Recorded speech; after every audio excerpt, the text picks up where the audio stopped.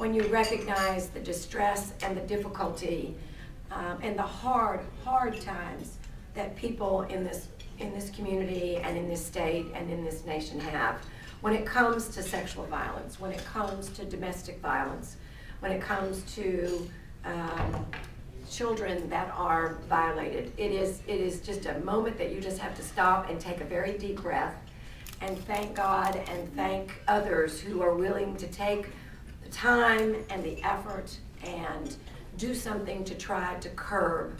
And yes, Pastor, more than just curb, but eliminate, if that were even possible, this dreadful thing from our lives.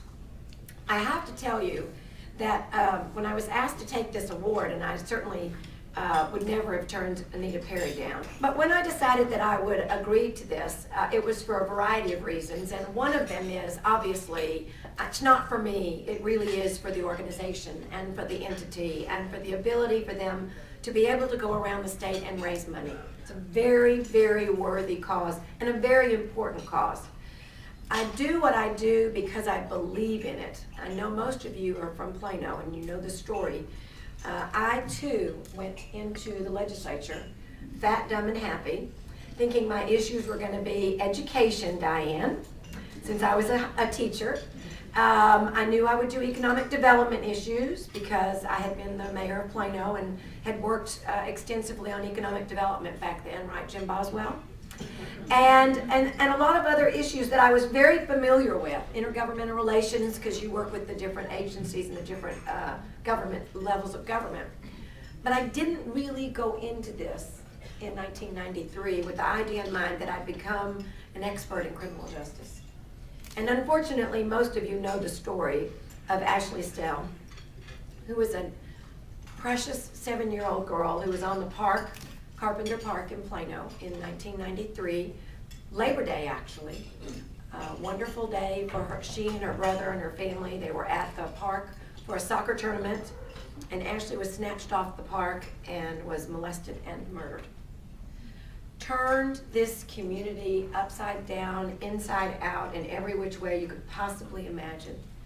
And it was, unfortunately, one of those experiences that none of us would have wanted, but all of us would have responded to.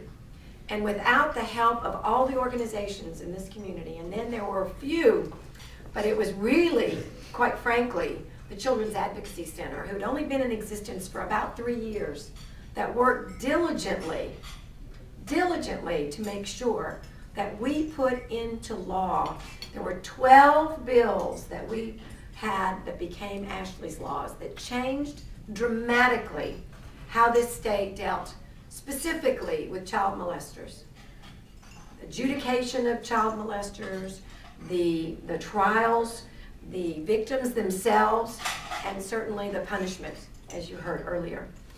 That really is one of the experiences that you will never be able to read in a book. You will never be able to garner from a speaker or a talk or a seminar, Jan. You just can't get that in those places. It's right here on the ground experience. And it's the worst experience a person, a family, a loved one could ever imagine.